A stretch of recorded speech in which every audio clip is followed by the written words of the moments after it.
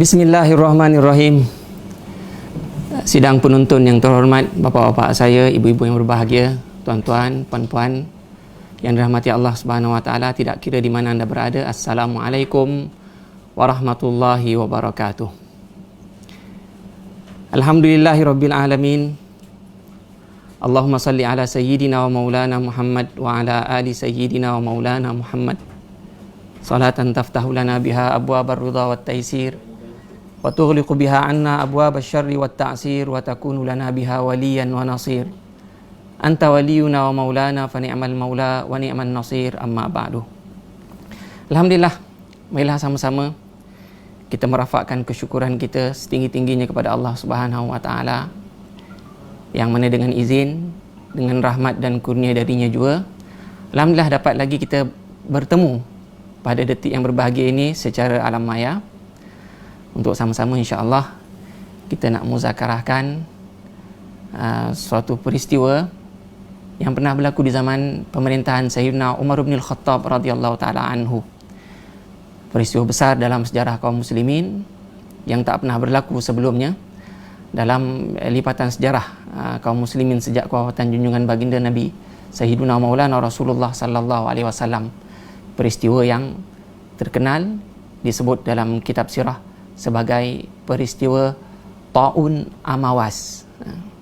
Marilah sama-sama, yang pertama saya nak mengajak diri saya, nak mengajak bapa-bapa saya, ibu-ibu saya, tuan-tuan dan puan-puan sidang jamaah yang terhormat, untuk kita muzakarah, untuk kita menyemak kisah-kisah ini, kerana pada kisah-kisah mereka ada tauladan, ada peringatan, seperti mana firman Allah Subhanahu wa taala dalam Al-Quranul Karim, wa ja'aka fi hadhil haqqu wa mau'izatun wa dzikra lil mu'minin. Dan telah datang kepadamu dalam kisah-kisah, dalam sirah para anbiya dan mursalin yang terdahulu, dalam kisah-kisah, dalam sirah para sahabat yang mulia, dalam kisah-kisah, dalam sejarah hidup para ulama amilin, para aulia salihin. Pada kisah-kisah mereka itu, kata Allah Subhanahu wa taala, wa ja'aka fi hadhil haqqu wa mau'izatun wa dzikra lil mu'minin. Dalam kisah-kisah mereka itu ada kebenaran, ada petunjuk-petunjuk kebenaran. Wa mau'izatun, ada nasihat. Wa dzikra, ada zikir, peringatan, ada kenangan. Untuk siapa? Untuk kaum yang beriman. Kisahnya kurang lebih berlatar belakangkan dari masuknya Sayyidina Umar bin Al-Khattab radhiyallahu taala anhu pada tahun ke-16 Hijriah, masuk beliau membuka kota Baitul Maqdis. Jadi kisahnya itu, pembukaan kota Baitul Maqdis di zaman para sahabat berlaku pada tahun ke-16 Hijrah di zaman Sayyidina Umar bin Al-Khattab.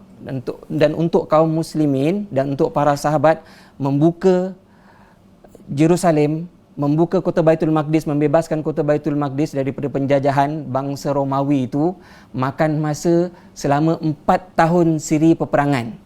Dia bukan perintah kawalan pergerakan PKP 14 hari, lepas tu sambung lagi 14 hari, lepas tu kalau semua dengar cakap nanti insya-Allah kita akan dapat beraya, dia bukan 14 sambung 14 hari, tak. 4 tahun siri peperangan. Akhirnya pada tahun keempat itu, iaitu pada tahun ke-16 Hijriah, ketika mana kaum muslimin, para sahabat yang diketuai oleh panglima mereka Sayyiduna Abu Ubaidah Ibn Al-Jarrah Aminul Ummah radhiyallahu taala anhu, sedang mengepung kota Baitul Maqdis. Ketua Uskuf, ketua Padri Baitul Maqdis memberi pengakuan, memberi tawaran kepada kaum muslimin untuk berdamai, tapi dengan syarat khalifah sendiri mesti datang ke kota Baitul Maqdis untuk menerima penyerahan anak kunci kota Baitul Maqdis. Perkara itu segera disampaikan kepada Sayyidina Umar bin Khattab selaku khalifah di kota Madinah, dan beliau menyetujui. Bersama dengan seorang pembantunya, seorang khadam beliau, maka pergilah Sayyidina Umar bin Khattab menuju ke kota Baitul Maqdis dengan berkenderaankan seekor unta. Ya, seekor unta. Jadi yang begitu dua orang, khadam dengan khalifah. Maka berganti-gantilah Berganti-gantilah Sayyidina Umar dengan khadamnya ini menunggang unta. Bila Sayyidina Umar dah letih berjalan, beliau naik unta, khadamnya pula berjalan. Khadamnya dah letih berjalan, Sayyidina Umar turun, bagi khadam naik unta. Begitulah berganti-ganti sampailah mereka ke depan gerbang pintu kota Jerusalem.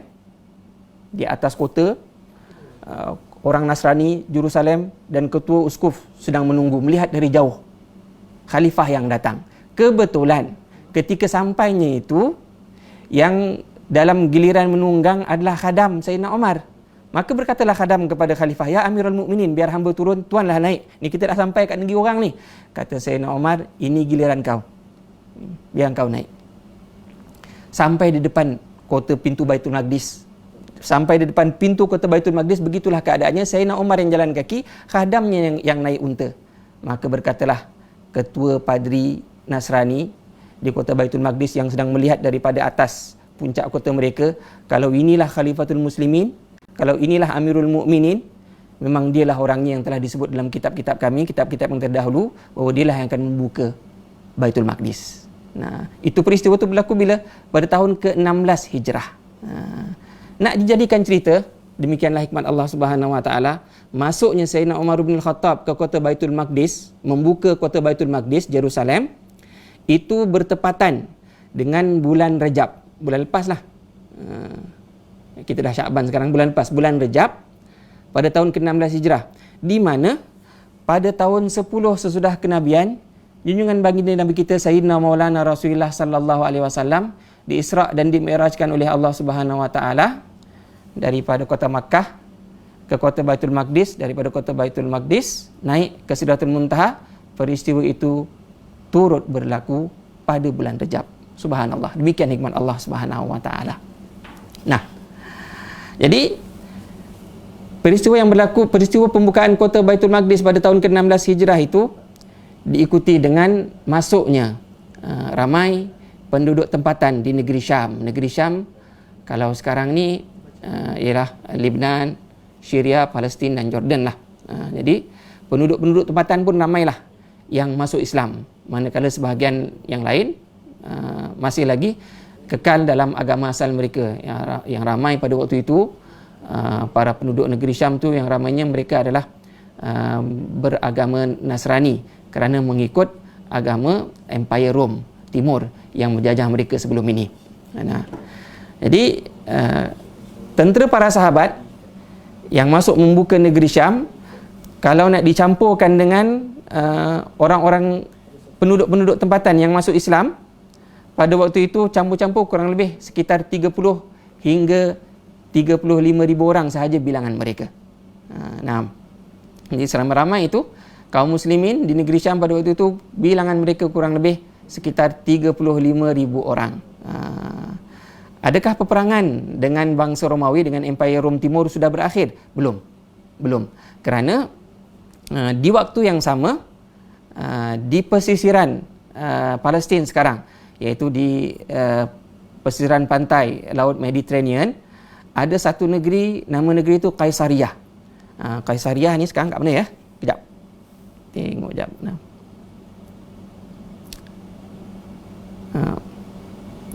Kaisariah ni sekarang terletak di janub di selatan Haifa. Kalau buka peta Palestin, jadi di sebelah selatan Haifa tu ada sebuah negeri, ada sebuah kota di pesisiran pantai, bandar di pesisiran pantai, nama bandar itu Bandar Kaisariah. Baik, di Kaisariah itu maksudnya tak jauh daripada Baitul Maqdis. Di situ orang-orang Romawi, orang-orang Rom masih berkubu di situ, dan bilangan mereka adalah seramai 120,000 orang, lengkap dengan alat senjata, sedia bila-bila masa untuk melakukan serangan balas. Kaum muslimin di seluruh negeri Syam, bilangan mereka hanya sekitar 35,000 orang. 35,000 berbanding 120,000 bangsa Romawi Nasrani. Berganjak pada tahun berikutnya, tahun 17 Hijrah, maka Sayyidina Umar bin Khattab dan para sahabat Ansar dan Muhajirin di Madinah memutuskan untuk turun, satu rombongan, satu ketumbuhan tentera, untuk mereka turun ke negeri Syam untuk melawat, meninjau keadaan, dan untuk memeriksa pertahanan kaum muslimin di sana. Ketika sampai di perbatasan negeri Hijaz, negeri Hijaz ni sekarang kalau Arab Saudi telah semenanjung tanah Arab, perbatasan negeri Hijaz dengan negeri Syam, nama tempat tu adalah Sarakh. Sin Ra Ghain, Sarakh orang panggil. Ketika sampai di perbatasan itulah panglima-panglima tentera kaum muslimin di negeri Syam telah keluar dan menemui khalifah di Sarakh, di perbatasan antara negeri Syam dengan Hijaz, memberitahu, wahai Amirul Mukminin, sekarang di negeri Syam dah mula tersebar satu wabak taun yang berbahaya. Jadi itu dikhabarkan kepada khalifah untuk meminta pendapat beliau, apakah operasi ketenteraan yang dipimpin oleh khalifah sendiri ini untuk memeriksa pertahanan kaum muslimin dan memperkuatkan pertahanan kaum muslimin di negeri Syam itu akan diteruskan atau tidak. Jadi tahun itu, tahun yang waktu itu masih belum tersebar, dah bermula itu, mulanya bermula di satu tempat di perjalanan antara negeri Ramlah Palestin sekarang, ke Baitul Maqdis. Tempat tu bernama Amawas. Jadi oleh kerana tahun tu bermula di Amawas, para ahli sejarah, para ulama sirah menamakan peristiwa tersebut sebagai tahun Amawas. Jadi disampaikan kepada khalifah Sayyidina Umar bin Khattab, tuan, bahaya kalau masuk kerana wabak tahun dah bermula di Amawas. Maka Sayyidina Umar bin Khattab pun menghimpunkan para sahabat yang bersama dengan beliau dari kota Madinah, dari kalangan Muhajirin dan Ansar, bermusyawarat macam mana kita nak teruskan operasi ini atau nak pulang ke kota Madinah. Jadi para sahabat masing-masing memberi pendapat mereka. Ada yang berkata, wahai Amirul Mukminin, kita dah sama-sama keluar daripada kota Madinah nak masuk ke negeri Syam ini adalah dengan tujuan jihad fisabilillah. Jadi rasanya tak patut ada apa-apa yang menghalang tujuan dan niat kita tersebut. Kita terus saja. Itu satu pendapat. Satu lagi pendapat berkata kepada Sayyidina Umar bin Khattab, wahai tuan, kat depan kita ada bala, ada kematian yang menunggu.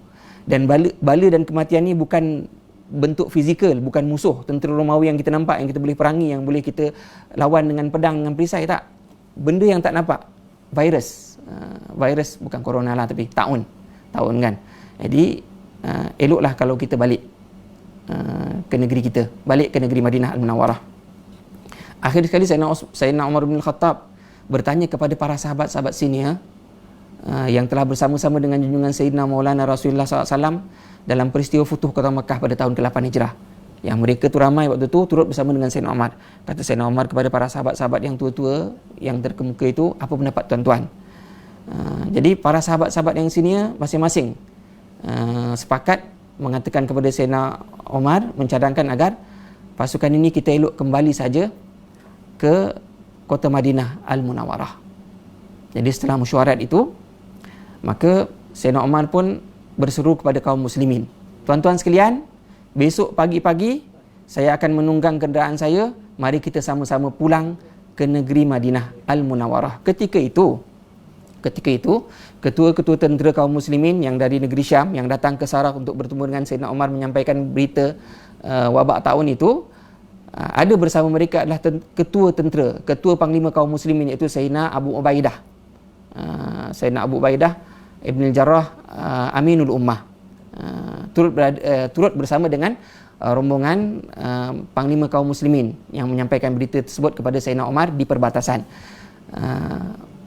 Menurut riwayat adalah Sayyidina Umar bin Khattab ketika itu menawarkan kepada Sayyidina Abu Ubaidah, wahai Sayyidina Abu Ubaidah, tuan baliklah sekali bersama kami, kita kembali, mari kita sama-sama kembali ke kota Madinah. Tapi apa kata Sayyidina Abu Ubaidah kepada Sayyidina Umar?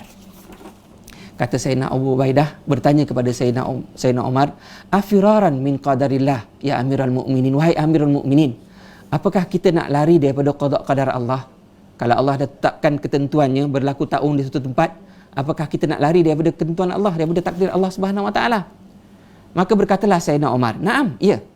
Nafiru min qadarillahi ila qadarillah." Kita lari daripada qada qadar Allah kepada qada qadar Allah. Wahai Sayyidina Abu Ubaidah, ara'aita law kana laka ibilun fahabat tawadiyan lahu udwatan Apa pendapatmu wahai Sayyidina Abu Ubaidah? Katalah kalau tuan ada seekor unta. Lalu tuan turun bersama unta tuan tu ke satu lembah. Di lembah itu tuan mendapati ada dua padang. Satu padang subur yang penuh dengan rumput-rumput hijau, satu lagi padang kering kontang, tak ada tumbuhan.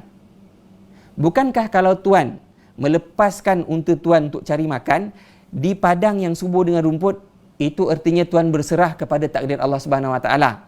Dan begitu juga kalau tuan melepaskan unta tuan untuk cari makan di padang yang kering kontang tak ada rumput, pun sama juga tuan berserah kepada takdir Allah Subhanahu Wa Taala. Dua-dua itu akan berlaku dengan takdir Allah Subhanahu Wa Taala. Demikian dijelaskan oleh Sayyidina Umar bin Khattab. Maka dengan itu Sayyidina Umar pun pada keesokan paginya bersama dengan rombongan sahabat yang daripada Madinah telah mengambil keputusan untuk kembali ke kota Madinah Al-Munawwarah. Sementelahan dalam rombongan tersebut waktu itu ada Sayyidina Abdurrahman bin Auf yang memberitahu kepada Sayyidina Umar bahawa beliau telah mendengar junjungan baginda Sinan Nabi SAW bersabda, "Idza sami'tum bihadzal waba'i bi baladin fala taqdimu alaihi wa idza waqa'a bi baladin wa antum fihi fala takhruju firaran minhu." Sabda junjungan baginda Sayyidina Maulana Rasulullah SAW, kalau kalian mendengar wabak ini, artinya kalau ada wabak penyakit yang tersebar, taun ke corona ke apa-apalah kan, tersebar suatu wabak di suatu negeri, maka janganlah kalian pergi ke negeri itu. Dan kalau wabak itu berlaku di suatu negeri, kalian berada di negeri itu, maka janganlah kalian keluar dari negeri itu kerana lari daripada wabak tadi. Jangan keluar kerana nak lari, kerana nak menyelamatkan diri daripada wabak tadi. Jangan ingat dengan lari daripada negeri itu kalian boleh selamat daripada wabak itu, bukan. Nah, maka mendengarkan hadis itu, Sayyidina Umar pun kuatlah azamnya untuk membawa pulang para sahabat yang daripada Madinah tadi kembali ke negeri Madinah. Tak jadi nak masuk ke negeri Syam yang ditimpa wabak taun pada waktu itu. Adapun Sayyidina Abu Ubaidah yang turut ditawarkan oleh Sayyidina Umar untuk kembali ke negeri Madinah, Sayyidina Abu Ubaidah kata, tak apa, biarkan aku duduk bersama dengan kaum muslimin di negeri Syam. Kenapa tuan-tuan? Kenapa Bapak Ibu yang terhormat? Kerana memikirkan tentang maslahat kaum muslimin. Kenapa? Kerana kalau pemerintah, kalau pemimpin lari daripada menghadapi situasi tersebut, sedangkan kaum muslimin di negeri Syam waktu itu bilangan mereka sekitar 35,000 dan orang-orang Romawi yang duduk kat sebelah aja di Kaisariah, di persisiran pantai Mediterranean kat Palestin sekarang tu, mereka berjumlah 120,000 orang lengkap dengan persenjataan mereka. Kalau pemimpin tak ada, pemimpin kaum muslimin tak ada, kan itu menjadi kesusahan kepada kaum muslimin. Kata Sayyidina Abu Ubaidah, tak apa, saya tak keluar, saya tak balik, tetap tinggal di negeri Syam. Nah, maka demikianlah peristiwa yang berlaku pada tahun ke-17 Hijrah. Maka dengan masuknya tahun 18 Hijriah pada waktu itu, maka tersebarlah satu wabak yang tak pernah berlaku dalam sejarah kaum muslimin semenjak kewafatan junjungan Sayyidina Maulana Rasulullah SAW. Wabak itulah yang masyhur disebut oleh para ulama sirah, ulama tarikh sebagai wabak tahun Amawas. Wabak itu memang sangat mengerikan, diriwayatkan oleh para ulama sirah. Wabak tahun Amawas itu, siapa yang kena, dia cuma boleh bertahan hidup sekitar 5 hari saja daripada hari dia kena tu. Hari kelima, nak tak nak, biasanya dia akan mati. Bahkan betapa ramai di kalangan para sahabat yang hari tu dia kena tahun Amwas tu, hari tu juga dia meninggal dunia. Masya Allah. Ada yang keluar rumah, elok saja dia berjalan, tiba-tiba tu tumbang, meninggal. Ada yang sedang bercakap-cakap, elok saja sedang dia bercakap-cakap, sambil dia bercakap-cakap tu tiba-tiba dia terdiam, meninggal macam tu saja. Masya Allah. Maka tahun Amawas yang tersebar di negeri Syam itu telah berlarutan selama berbulan-bulan, bahkan telah tersebar di merata-rata negeri yang lain sampailah ke negeri Basrah. Negeri Basrah itu dekat Iraq, dan ramailah orang di Basrah yang mati kerana wabak tahun Amawas tadi. Jadi ketika Sayyidina Umar membawa para sahabat pulang ke negeri Madinah itu, waktu itu wabak itu masih belum tersebar, kan? Apabila sampai di kota Madinah, surat pun sampai kepada Khalifah Sayyidina Umar memberitahu bahawa wabak tahun Amwas tersebar begitu luas dan ramai kaum muslimin yang meninggal dunia, ramai kaum muslimin yang mati akibat daripada wabak tersebut. peristiwa itu benar-benar menjadi kebimbangan kepada Sayyidina Umar, dan Sayyidina Umar berniat pada waktu itu untuk menyelamatkan, untuk memanggil pulang Sayyidina Abu Ubaidah supaya Sayyidina Abu Ubaidah tak terlibat, tak terjebak dalam wabak tersebut. Banyak sebab. Kerana Sayyidina Umar memandang pada waktu itu dibimbangi kalau Sayyidina Abu Ubaidah turut terkorban dalam tahun Amawas ini, itu akan menjadi kesusahan kepada kaum muslimin. Kenapa? Kerana Sayyidina Abu Ubaidah adalah seorang panglima perang yang amat handal pada zaman itu. Seorang panglima perang yang handal, yang amanah, yang gagah berani. Jadi kalau beliau meninggal dunia pada waktu itu, di saat-saat yang genting begitu, itu akan menjadi kesusahan kepada kaum muslimin. Di samping Sayyidina Abu Ubaidah ini adalah salah seorang sahabat senior di zaman Sayyidina Maulana Rasulullah SAW, dan beliau adalah salah seorang daripada 10 sahabat yang dijamin syurga. Bahkan junjungan baginda Sayyidina Rasulullah SAW telah menggelarkan Sayyidina Abu Ubaidah ni sebagai Aminul Ummah, pemegang amanah umat. Memang orangnya memang sangat disayangi oleh Sayyidina Rasulullah. Maka Sayyidina Umar pun berharaplah sangat kalau boleh beliau dapat menyelamatkan Sayyidina Abu Ubaidah. Maka dengan itu Sayyidina Umar pun mengutuslah surat kepada Sayyidina Abu Ubaidah. Kurang lebih bunyi surat tu kalau dalam bahasa kita sekarang, wahai Sayyidina Abu Ubaidah, di sini aku selaku khalifah kaum muslimin memerintahkan kepada tuan agar segera kembali ke kota Madinah, kerana ada satu perkara penting, satu perkara yang amat penting yang nak aku bincangkan dengan tuan secara empat mata. Mohon tuan segera kembali ke kota Madinah. Bahkan apa kata Sayyidina Umar kepada Sayyidina Abu Ubaidah dalam surat tersebut? Idza nazarta fi kitabi hadza la tada'hu min yadika hatta taqbal ilayya. Wahai Sayyidina Abu Ubaidah, kalau kau sedang membaca surat aku ni sekarang, kalau kau sedang memegang surat aku ni sekarang, maka janganlah kau lepaskan surat tu daripada tangan kau, melainkan kau telah datang bersegera kepada aku di Madinah. Fa in ataka lailan fala tusbih hatta tarkab ilayya. Wahai Sayyidina Abu Ubaidah, kalau surat aku ni sampai kepada engkau waktu malam, maka berpagi-pagi esok hari mesti kau telah menunggang kenderaan untuk kembali ke kota Madinah kepada aku. Wa in ataka naharan fala tumsi hatta tarkaba ilayya. Wahai Sayyidina Abu Ubaidah, kalau surat aku ni sampai kepadamu tuan waktu siang, maka janganlah engkau berpetang-petang hari, melainkan engkau telah menunggang kenderaanmu dan kembali ke negeri Madinah untuk menghadap aku. Demikian perintah daripada Sayyidina Umar bin Al-Khattab. Apabila surat itu sampai kepada Sayyidina Abu Ubaidah yang ketika itu sedang berada di Syam, di negeri Syam. Secara tepatnya, waktu itu beliau sedang berada di Aghwar. Aghwar ni sekarang lembah di negeri Jordan, di negara Jordan yang termasyhur itulah. Lembah di mana di kawasan tu ada Laut Mati yang terkenal tu. Tempat tu namanya Aghwar. Aghwar tu lembah-lembah kalau dalam bahasa Melayu kita sekarang. Jadi apabila surat daripada Sayyidina Umar ni sampai kepada Sayyidina Abu Ubaidah dan beliau membacanya, Sayyidina Abu Ubaidah faham apa sebenarnya maksud Sayyidina Umar memanggil beliau pulang. Walaupun Sayyidina Umar tak berterus terang dalam surat tu untuk atas tujuan apa beliau dipanggil pulang. Kata Sayyidina Abu Ubaidah, ghafarallahu li amirul mu'minin. Semoga Allah mengurniakan ampunannya, semoga Allah mengurniakan maghfirahnya kepada Amirul Mukminin. Maka Sayyidina Abu Ubaidah pun menulis surat membalasnya kepada Sayyidina Umar. Apa kata Sayyidina Abu Ubaidah? Ya Amirul Mukminin, inni qad araftu hajatuka ilayya. Wahai Amirul Mukminin, sesungguhnya aku telah mengetahui apa hajatmu yang sebenarnya terhadap diriku ini. Wa inni fi jundin minal muslimina la ajidu nafsi raghbatan anhum falastu uridu firaqahum hatta yaqdiyallahu fiyya wa fihim amrahu wa qada'ahu. Kata Sayyidina Abu Ubaidah, wahai Amirul Mukminin, sesungguhnya aku sekarang sedang bersama dengan para prajuritku, tentera kaum muslimin, dan dalam hati aku tiada keinginan untuk aku berpisah dengan mereka. Biarlah aku tinggal di sini bersama dengan mereka sehingga Allah menentukan qada dan qadarnya terhadap diriku dan diri mereka. Fakhallini min azmatika ya Amirul Mukminin wada'ni fi jundi. Wahai Amirul Mukminin, mohon Tuhan jangan memaksa hamba untuk pulang, dan biarkanlah hamba tetap bersama dengan prajurit kaum muslimin di negeri Syam ini. Surat itu sampai kepada Sayyidina Umar bin Khattab di Madinah.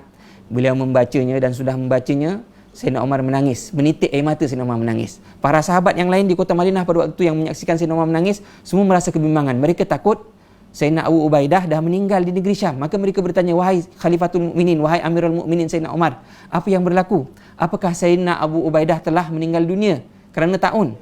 Kata Sayyidina Umar, belum lagi, tapi tak lama lagi dia akan meninggal. La waka'an qadi, belum lagi, tapi tak lama lagi dia akan meninggal. Selepas daripada itu, Sayyidina Umar di negeri Madinah merasa bimbang terhadap apakah nasib kaum muslimin di negeri Syam. Beliau berfikir dan akhirnya beliau menulis surat kepada Sayyidina Abu Ubaidah di negeri Syam, mencadangkan kepada beliau, fa innaka anzaltan nasa ardan amiqatan farfa'hum ila ardin murtafi'atan nuzhatan.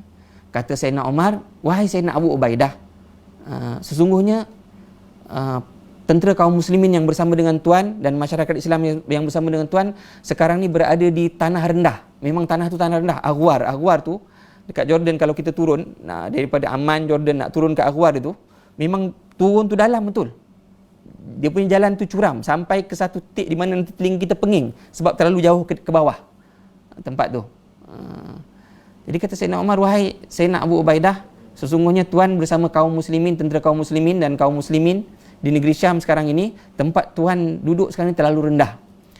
Jadi Sayyidina Umar menasihatkan kepada Sayyidina Abu Ubaidah untuk membawa bala tentera kaum muslimin, para prajurit dan kaum muslimin semua untuk berpindah ke tempat tanah tinggi yang di mana udara di tanah tinggi itu lebih bersih. Jadi untuk ini langkah-langkah pencegahan lah daripada wabak tersebut. Maka apabila surat itu sampai kepada Sayyidina Abu Ubaidah, Sayyidina Abu Ubaidah segera memanggil seorang penduduk tempatan, nama dia Tariq bin Syihab Al-Bajali, yang beliau ini juga merupakan seorang, boleh kata kalau di zaman sekarang dia ni sebagai seorang saintis lah, ahli kaji bumi, ahli geografi yang sangat mahir tentang geografi negeri Syam. Setelah dipanggil, kata ketua tentera, iaitu Sayyidina Abu Ubaidah ni dikira macam governor negeri Syam pada waktu itu. Beliau memerintahkan kepada saintis ini, iaitu Sidi Tariq bin Syihab Al-Bajali ini, untuk mencari kawasan tanah tinggi yang sesuai untuk penempatan kaum muslimin, untuk mereka menghindar daripada wabak taun yang sedang tersebar luas pada waktu itu.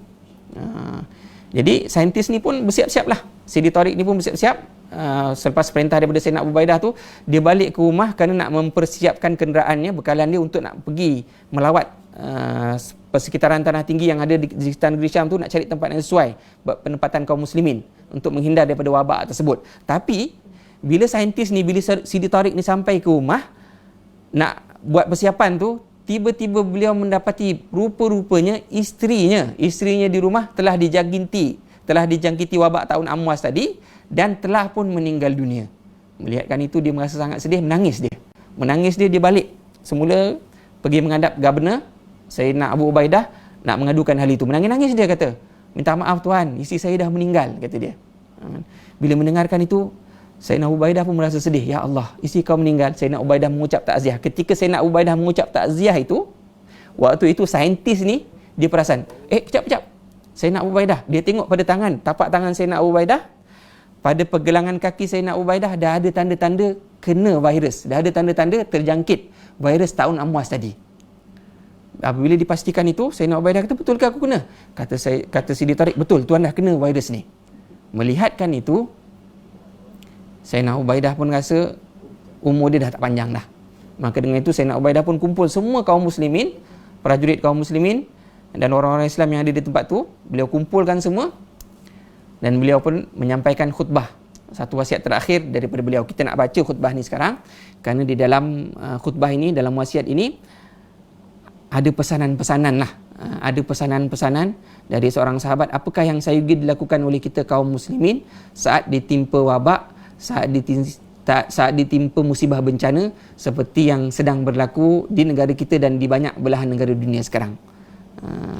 Jadi kata Sayyidina Abu Ubaidah, berdiri beliau menyampaikan khutbah, menyampaikan pidato terakhirnya kepada kaum muslimin di negeri Syam pada waktu itu. Kata beliau, inni muwassikum biwasiyatin in qabaltumuha lan tazalu bi khairin. Wahai sekalian kaum muslimin, sesungguhnya aku nak menyampaikan satu wasiat kepada kalian. Kalau wasiat ini kalian terima dengan baik, insya-Allah selama-lama hidup kalian insya-Allah akan berada dalam keadaan yang baik. Berkata Sayyidina Abu Ubaidah, aqimus salata wa atuz zakata wa sumu ramadan wa tasaddaqu wa hajju wa tamiru wa tawasau.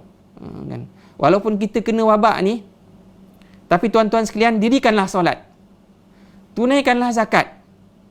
Ni nak masuk bulan Ramadan ni, bulan depan masuk bulan Ramadan, puasalah Ramadan. Wa tasaddaqu, bersedekahlah. Walaupun susah, walaupun zaman wabak, walaupun zaman corona, segala-galanya susah, segala-galanya terhimpit, semua orang terkesan, tapi kalau dapat bersedekah, bersedekahlah. Wa hajju wa tamiru. Siapa yang ada hajat, siapa yang dah berniat untuk menunaikan fardu haji, dah berniat nak pergi umrah tapi tertahan oleh kerana pandemik corona COVID-19 ni yang tersebar ke seluruh dunia sampai ke Mekah Madinah pun tutup. Tak apa, kalau tuan-tuan ada niat tu, pasang niat tu, jangan urungkan niat tu. Nanti bila sampai masanya, kalau Allah bagi rezeki, kalau Allah bagi umur, nanti selamat kita dari wabak ni, siapa yang ada niat nak menunaikan fardu haji, siapa yang ada niat nak pergi umrah tu, pergi haji, pergi umrah, jangan urungkan niat tu. Wa tawasau, sesama kalian kaum muslimin, saling berpesan-pesanlah dengan kebaikan, saling berpesan-pesanlah dengan kesabaran. Wansahu li umaraikum wala taghushuhum. Dan kalian kaum muslimin, berilah nasihat kepada para pemimpin kalian, jangan berbohong kepada mereka, jangan menipu kepada mereka. Itu nasihat daripada Sayyidina Abu Ubaidah, governor kaum muslimin, sebelum beliau mati syahid daripada wabak tahun tersebut, tahun Amwas tersebut.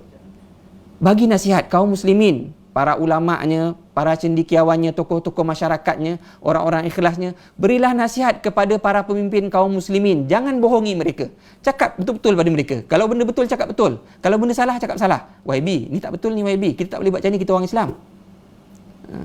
Terang-terang cakap macam tu.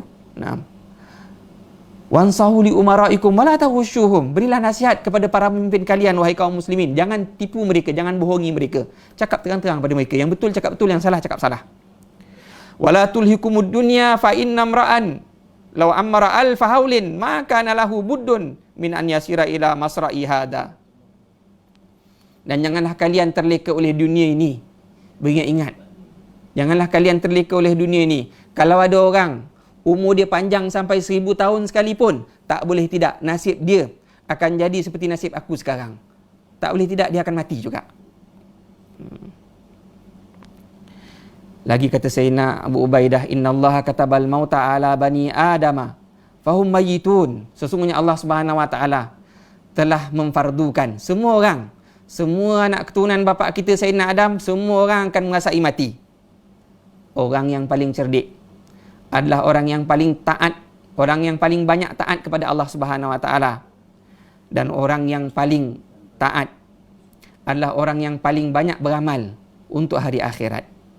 Ayuhan nas, wahai sekalian manusia, inna hadzal waj'a rahmatun. Sesungguhnya wabak ini, wabak yang ditimpakan atas kalian ini adalah suatu rahmat daripada Tuhan kalian. Wa da'wata nabiyikum, dan wabak ini adalah doa daripada Sayyidina Maulana Rasulullah sallallahu alaihi wasallam. Wa mautas salihina qablakum, dan dengan wabak ini ramai orang-orang soleh yang sebelum kalian di umat-umat yang terdahulu yang dah meninggal dunia kerana wabak ini. Wa inna Aba Ubaidah yas'alullaha ta'ala an yaqsima lana hazzan minhu, dan sesungguhnya aku Abu Ubaidah bermohon kepada Allah Subhanahu wa taala, mudah-mudahan Allah taala juga mengurniakan kepada aku doa junjungan sinar Nabi sallallahu alaihi wasallam tadi. Doa tu apa? Sebab doa tu dulu waktu zaman sinar Nabi SAW masih hidup, Sinar Jibril pernah datang turun kepada sinar Nabi SAW bagi tahu, ya Sayyidi ya Rasulullah, besok ramai di kalangan umat engkau akan meninggal dunia, akan mati mereka beramai-ramai, sama ada kerana at-ta'nu, kerana perang, ataupun kerana ta'un.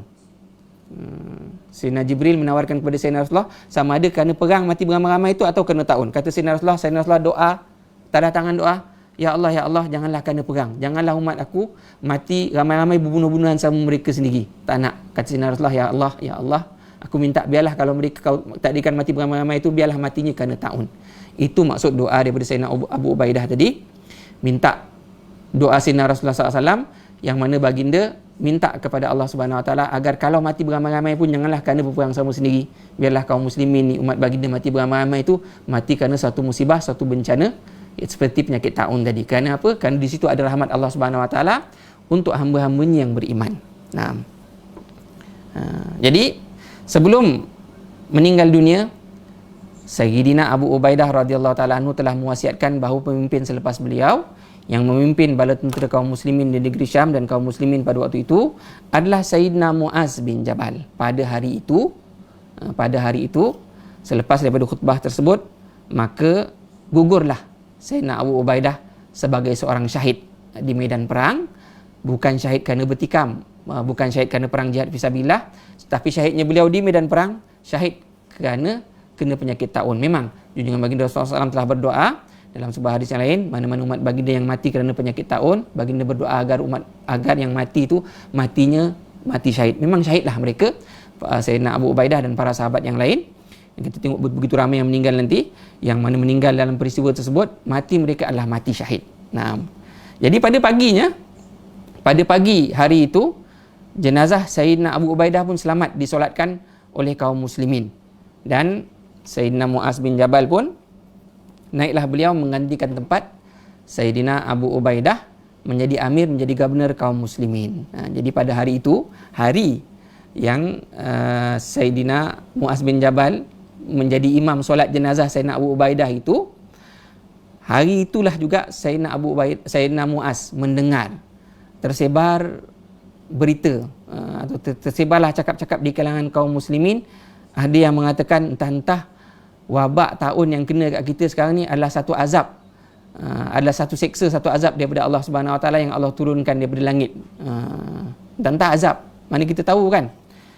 Berita itu sampai kepada Sayyidina Muaz bin Jabal, dan Sayyidina Muaz merasa amat marah. Tak betul cerita tu, tak betul. Ini bukan azab, ini rahmat daripada Allah Subhanahu Wa Taala, ini ketentuan daripada Allah Subhanahu Wa Taala. Dan kalau kita nak lari daripada sini pun, kita nak boleh nak lari ke mana kan? Kalau kita lari meninggalkan negeri Syam ni, apa nak jadi? Tu ada 120,000 tentera Romawi di Kaisariah, lengkap dengan peralatan senjatanya yang bersedia bila-bila masa untuk menyerbu masuk balik merampas kota Baitul Maqdis. Kita nak cakap apa? Nah, maka mendengarkan itu, Sayyidina Muaz bin Jabal pun panggil semua prajurit dan tentera kaum muslim dan kaum muslimin semuanya, panggil semua. Sayyidina Muaz bin Jabal menyampaikan pidatonya kepada mereka. Nak jadi cerita, umur Sayyidina Muaz bin Jabal pun sebenarnya tak panjang juga. Hari itu beliau menerima jawatan gubernur, hari itu beliau berkhutbah, hari itu juga beliau kena penyakit taun, dan hari itu juga beliau meninggal dunia sebagai syahid. Jadi sebelum meninggal itu, ketika pagi tersebar cerita, petang tu Sayyidina Muaz memerintahkan semua prajurit dan kaum muslimin berhimpun. Beliau menyampaikan khutbahnya, tuan-tuan sekalian, kalaulah aku tahu bahawa umur aku ni panjang lagi, nescaya aku takkan susah untuk bercakap, untuk berkhutbah kepada kalian sekarang. Tapi aku rasa umur aku pun dah tak panjang. Tolong beringat semua, nak bagi pesan, ini wabak yang kena pada kita sekarang ni bukan azab daripada Allah Subhanahu Wa Taala, bukan. Bukan seperti mana azab yang Allah timpakan kepada kaum-kaum yang terdahulu, bukan. Walakinnaha syahadatun ahdahallahu lakum. Akan tetapi wabak ini, kata Sayyidina Muaz, adalah satu kesyahidan, satu cara mati syahid yang Allah hadiahkan kepada kita. Wastajaba fikum da'wata nabiyikum sallallahu alaihi wasallam. Ini telah didoakan oleh junjungan bagi Nabi kita sallallahu alaihi wasallam, dan Allah telah mustajabkan. Maka petang itu Sayyidina Muaz bin Jabal berkhutbah kepada kaum muslimin. Petang hari yang sama itu jugalah dalam riwayat sejarah menceritakan Sayyidina Muaz bin Jabal turut syahid, meninggal dunia kerana wabak taun tersebut. Ketika itu beliau baru berusia sekitar 33 hingga 38 tahun. Sayyidina Muaz bin Jabal meninggal muda. Hari itu dia kena taun, hari itu juga dia meninggal. Bahkan sebelum hari itu, sebelum beliau meninggal dunia, sebelum Sayyidina Muaz meninggal, anaknya yang bernama Abdul Rahman telah meninggal dunia sebelumnya. Jadi kesemua tadi, Sayyidina Abu Ubaidah dan Sayyidina Muaz bin Jabal masing-masing dikebumikan di sekarang ni pusara mereka masing-masing di Lembah Arwar di Jordan. Waktu saya mengaji dulu, saya sempatlah berziarah kepada makam beliau-beliau itu. Masya-Allah.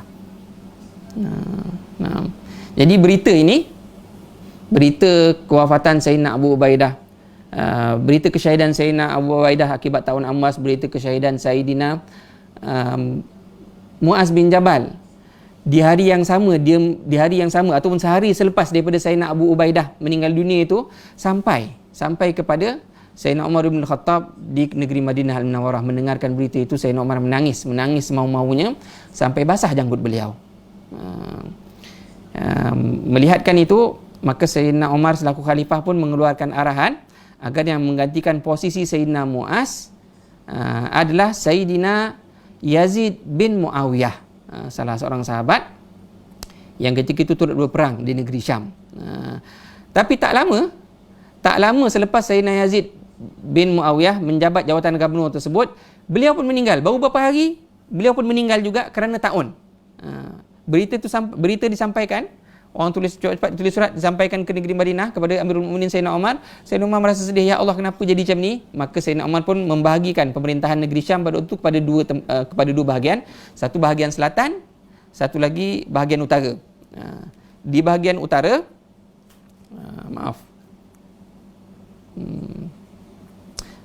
Al-Qismul Janubi, janub selatan. Maka bahagian selatan negeri Syam, Sayyidina Umar melantik Sayyidina Syurahbil Ibn al-Hasanah untuk menjadi amir, untuk menjadi pemimpin tentera. Dan bahagian utara negeri Syam diserahkan pemerintahannya kepada Sayyidina Muawiyah bin Abi Sufyan. Dan tak berapa lama selepas daripada itu, tak berapa hari saja selepas daripada peristiwa itu, Sayyidina Syurahbil pun gugur sebagai syahid juga. Syahid ta'un. Jadi dalam tempoh tak sampai sebulan, dalam tempoh tak sampai sebulan, 3 orang pemimpin kaum muslimin syahid, seorang lepas seorang. Tak berapa lama lepas tu ganti pula dengan Sayyidina Syurahbil pun mati syahid juga akibat ta'un tersebut. Jadi berapa ramai kaum muslimin yang meninggal dunia dalam peristiwa ta'un Amwas tersebut. Para ulama sirah meriwayatkan yang meninggal kaum muslimin, yang kebanyakan mereka itu adalah para sahabat, bahkan para sahabat besar kalangan mereka itu yang telah terkorban dalam peristiwa ta'un Amwas yang berlaku pada tahun ke-18 Hijrah. Bilangan mereka adalah sekitar 25,000 hingga 30,000 orang. Dalam satu riwayat lain menyebut hampir separuh kaum muslimin yang ada di negeri Syam pada waktu itu telah terkorban akibat daripada ta'un tersebut. Hampir separuh. Jadi yang turut terkorban dalam peristiwa ta'un Amwas itu termasuklah sahabat-sahabat besar. Antara mereka adalah salah seorang sepupu Sayyidina Rasulullah SAW, iaitu Sayyidina Al-Fadl bin Abbas radhiyallahu taala anhumah.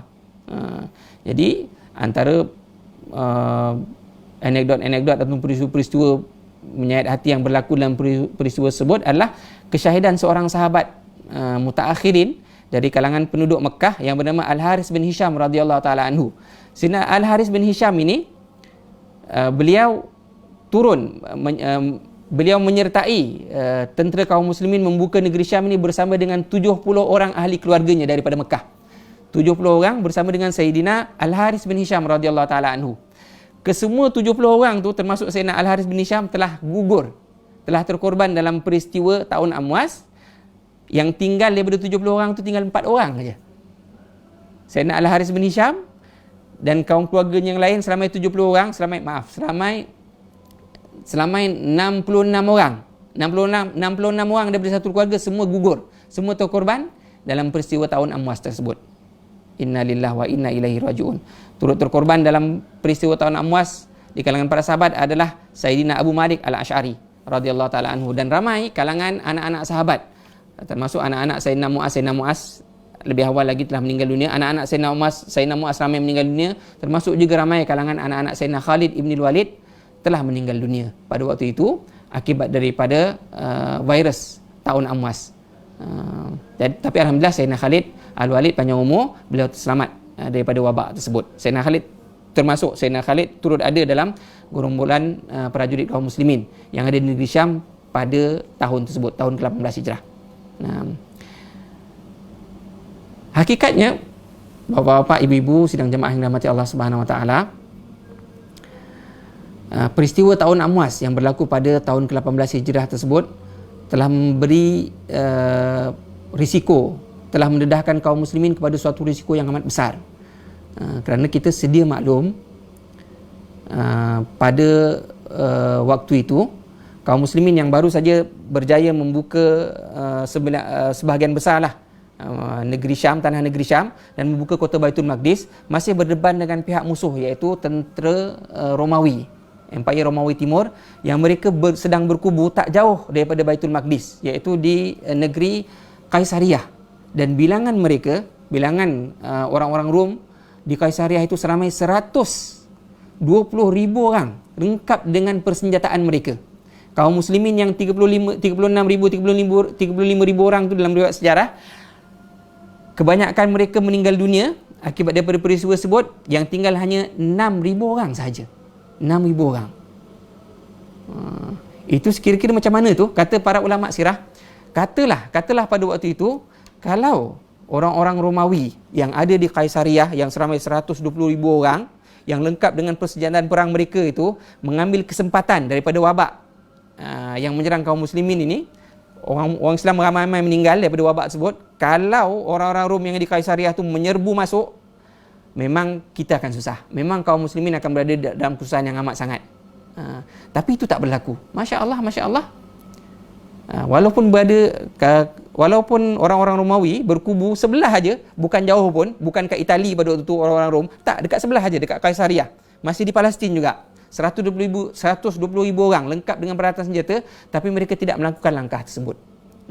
Ini telah dibincangkan oleh para ulama sirah dan ulama tarikh kita yang terdahulu. Kenapa ya tentera Romawi tidak mengambil langkah tersebut, sedangkan kalau mereka nak mengambil kesempatan tu untuk melakukan serangan balas ke atas kaum muslimin dan merampas balik kota Baitul Maqdis, itu boleh mereka lakukan dengan peralatan senjata, dengan kelengkapan yang mereka ada dan dengan bilangan ramai yang mereka ada pada waktu itu. Dan Kaisariah tak kena wabak taun tu, tapi itu tidak dilakukan oleh orang-orang Romawi.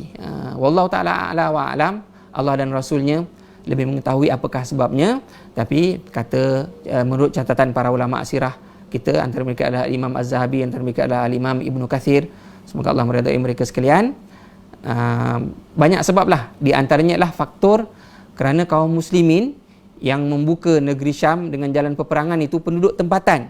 Penduduk negeri Syam, walaupun sebahagian besar pada waktu itu masih kekal dengan agama lama mereka, masih lagi beragama Nasrani, sebahagian masuk Islam, sebahagian lagi masih agama Nasrani, tapi mereka merasa senang dengan pemerintahan kaum muslimin yang adil, yang rahmat, yang bersifat ihsan, tak kejam, tak menindas macam mana pemerintahan kaum Nasrani, kaum Rom Nasrani yang sebelum ini. Di samping pula reputasi kaum muslimin pada waktu itu memang sangat harum, merata dunia lah. Orang Parsi tahu, orang Rom tahu. Memang pernah berlaku pada waktu itu di zaman waktu Sayyidina Umar berada di kota Madinah jadi khalifah. Raja Romawi, Kaisar Romawi pernah mengantar seorang duta, seorang utusan mengantar surat kepada Sayyidina Umar bin Khattab. Duta itu sampai ke Madinah Al-Munawwarah. Waktu itu kebetulan hari siang, Sayyidina Umar bin Khattab sedang melakukan rondaan rutin beliau di pasar-pasar, di jalan-jalan dan di lorong-lorong Madinah. Seorang-seorang macam tu je lah. Ketika itu oleh kerana panas siang itu, Sayyidina Umar merasa keletihan dan beliau mengambil keputusan untuk merehatkan diri terlebih dahulu. Tidur kailulah terlebih dahulu kerana nak bersedia untuk solat zuhur tak berapa lama lagi. Maka tidurlah Sayyidina Umar seorang-seorang itu di pasar. Dekat kaki 5 je dia tidur. Ketika itu sampai utusan Maharaja Rom, utusan Kaisar Rom nak menyampaikan surat kepada Amirul Mukminin Sayyidina Umar bin Khattab. Utusan Rom ini tanya kepada penduduk kota Madinah, aku nak jumpa dengan khalifah, kat mana aku boleh bertemu dengan beliau? Orang Madinah pun tunjuklah, tu khalifah Amirul Mukminin. Tu, yang mana? Tu. Yang mana? Tu. Yang tu. Tu. Yang tengah baring kat kaki 5 pasar tu. Melihatkan itu, utusan Romawi ini merasa amat takjub. Dia kata tak guna. Kurang lebih dalam bahasa saya lah, bahasa tepi jalan zaman sekarang, tak guna, kata dia kan. Tak guna. Kalau raja akulah, kalau kat negeri Rom, kalau kat negeri Romawi, kalau raja akulah nak keluar istana, maka yang akan mengiringi baginda itu berlapis-lapis pengawal dia. Sebab apa? Raja takut, Maharaja takut dia akan dibunuh orang kalau dia keluar seorang-seorang. Tapi korang raja orang Islam, seorang-seorang dia je berjalan keluar, tidur kat tepi jalan, tidur kat kaki 5 jalan je. Masya Allah. Kenapa? Kata utusan Raja Rom tu sendiri, terpacul daripada mulut dia sendiri. Kalau engkau tak adil, ini tak akan berlaku pada engkau, ini tak akan berlaku pada negeri engkau. Masya Allah. Kerana adilnya, kerana keadilan. Kerana keadilan Raja kaum muslimin, kerana keadilan khalifah, kerana keadilan pemerintah kaum muslimin itu, cerita itu, reputasi itu telah didengar oleh orang-orang Parsi, oleh orang-orang Romawi, oleh orang-orang non-muslimin. Sekira-kira orang-orang Rom waktu itu, kalau dengarlah nama Sayyidina Umar bin Khattab, nama Amirul Mukminin, hati mereka tergetar, gerun hati mereka. Kerana apa? Kerana sifat adil itu, kerana sifat rahmat itu, kerana sifat kasih sayang kepada umat, kepada kaum muslimin. Bukan saja kepada kaum muslimin, pada non-muslimin, kepada non-muslimin hatta. Demikianlah. Bapa-bapa saya, ibu-ibu, sidang jemaah yang terhormat, tidak kira di mana saja anda berada. Kalau nak ceritakan ni panjang lagi ni, tapi rasanya sampai di sini dahulu. Mudah-mudahan kisah-kisah sejarah, peringatan-peringatan dan iktibar-iktibar yang berlaku kepada nenek moyang kita, para salaf kita yang salihin, yang telah mendahului kita dengan iman, dengan Islam, dengan ihsan itu, menjadi iktibar kepada diri kita. Tak dapat, kalau tak dapatlah kita nak ikut semua pun, paling tidak sebahagiannya dapat kita kutip, dapat kita ambil, dapat kita tauladani. Kalau boleh biar semualah, janganlah sebahagian, biar semualah kita nak tauladan, semua daripada tauladan mulia itu kita nak ikutilah di zaman yang mana kita sekarang turut menghadapi apa yang mereka hadapi itu. Sehingga kita bertemu lagi insya-Allah di sesi-sesi yang akan datang. Mudah-mudahan Allah panjangkan umur kita, mudah-mudahan Allah kurniakan kepada kita kesihatan, mudah-mudahan Allah menjaga kita semua kaum muslimin dan muslimat, tidak kira di mana anda berada, tidak kira di mana kita berada, dan kepada saudara-saudara kita kaum muslimin dan non-muslimin di mana saja mereka yang terkena musibah bencana COVID-19 ini, kita doakan mudah-mudahan Allah Subhanahu Wa Taala menyegerakan kesembuhan buat mereka. Dan siapa yang ditakdirkan oleh Allah Subhanahu Wa Taala menemui ajalnya di saat ini dengan wabak ini, mudah-mudahan kita doakan mereka semua. Allahumma amin. Aqulu qawli hadza wa astaghfirullahal azim li wa lakum. Bapak-bapak saya dan ibu-ibu yang terhormat, tuan-tuan dan puan-puan yang berbahagia, kalau ada yang tersalah dan tersilap daripada muzakarah tadi, sudah tentu itu kerana kealpaan dan kejahilan diri saya. Sudilah bapak-bapak saya, ibu-ibu dan sidang jemaah, para penonton, tidak kira di mana anda berada, memaafkannya. Dan kalau ada yang benar, mudah-mudahan itu datangnya daripada Allah Subhanahu Wa Taala, semata-mata datang yang benar itu daripada Allah Subhanahu Wa Taala. Mudah-mudahan menjadi pengajaran, menjadi iktibar untuk diri kita, menjadi suluh untuk kita beramal yang soleh. Aku qauli hadza wa astaghfirullah li wa lakum wa lisairil muslimin wal muslimat wal mu'minin wal mu'minat fastaghfiruhu fa ya fawzal mustaghfirin wa ya najatat taibin. Bismillahirrahmanirrahim. Sallallahu wasallam barak ala sayyidina maulana Muhammad wa ala alihi washabbihi wasallim taslima. Allahumma ya rabbana bijahi nabiyikal mustafa sallallahu alaihi wasallam wa rasulikal murtada sallallahu alaihi wasallam, tahhir qulubana min kulli wasfin yubaiduna an musyahadatika wa mahabbatik wa amitna ala sunnati wal jamaati wa syauqi ila liqaika ya dzal jalali wal ikram, ya dzal jalali wal ikram, ya dzal jalali wal ikram. Wa sallallahu ala sayyidina maulana Muhammad walhamdulillahi rabbil alamin. Wassalamualaikum warahmatullahi wabarakatuh.